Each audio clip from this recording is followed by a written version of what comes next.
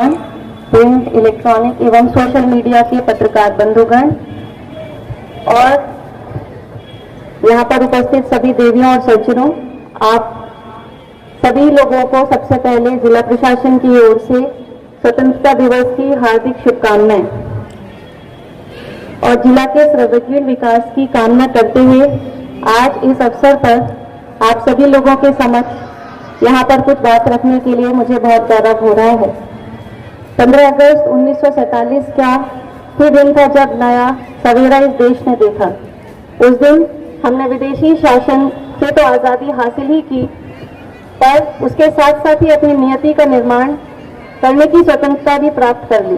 स्वतंत्रता दिवस हमें ये याद दिलाता है कि हम केवल एक व्यक्ति ही नहीं हैं, बल्कि एक ऐसे महान जन समुदाय का हिस्सा हैं जो अपनी तरफ से और अपनी तरह से सबसे बड़ा जीवन जन समुदाय है और ये विश्व के सबसे बड़े लोकतंत्र के नागरिकों का समुदाय है।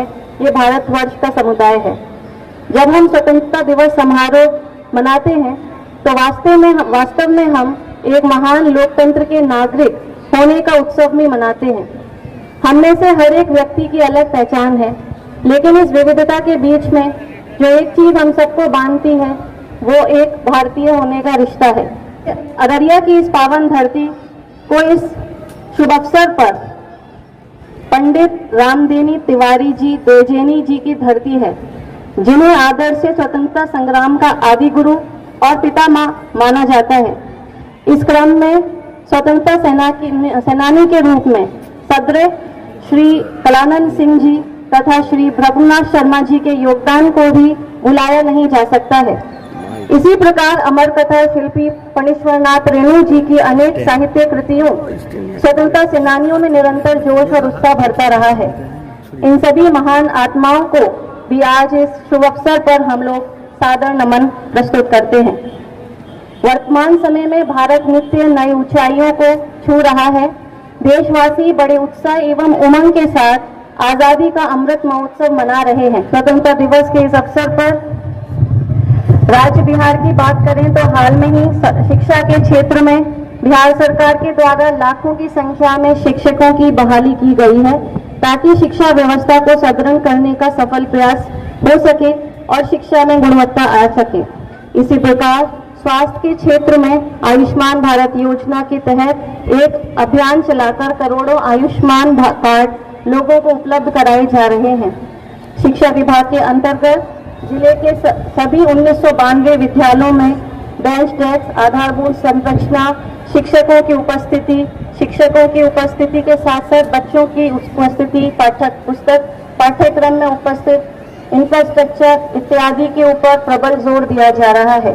142 बालक बालिकाओं का शौचालय निर्माण, ताकि लोग और इसके साथ साथ कंप्यूटर की शिक्षा देने हेतु ICT लैब इत्यादि का निर्माण किया जा रहा है। शिक्षा के साथ साथ बेहतर स्वास्थ्य सुविधाओं को उपलब्ध कराना भी नागरिकों को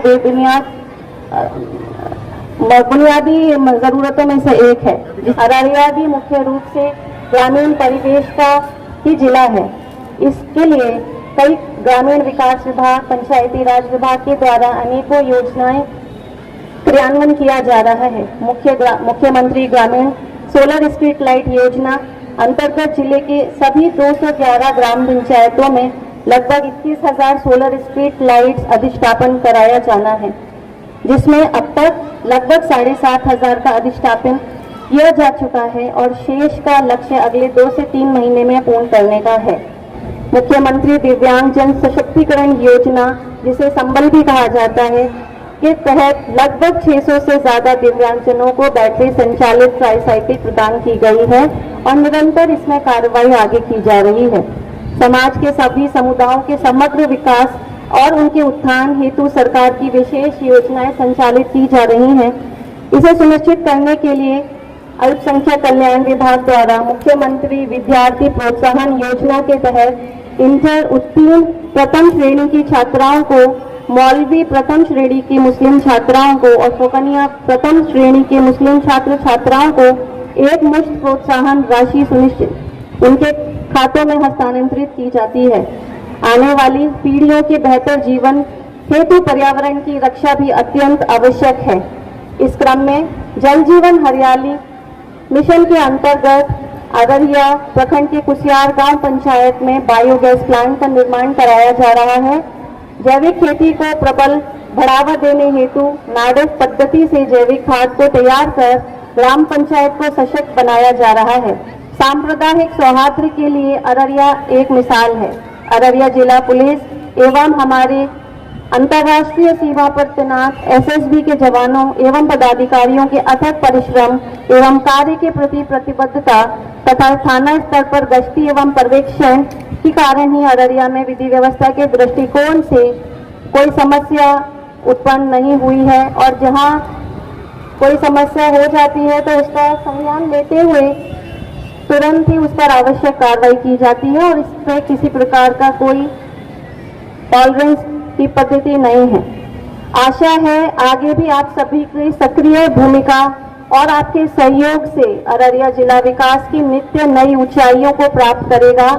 अंत में महान स्वतंत्रता सेनानियों को शत शत नमन करते हुए आप सभी लोगों का एक बार फिर अभिनंदन करते हुए मेरे और जिला प्रशासन की ओर से 78वें स्वतंत्रता दिवस समारोह के आने के लिए धन्यवाद और इस शुभ अवसर पर आप सभी लोगों को हार्दिक शुभकामनाएं। जय हिंद, जय बिहार।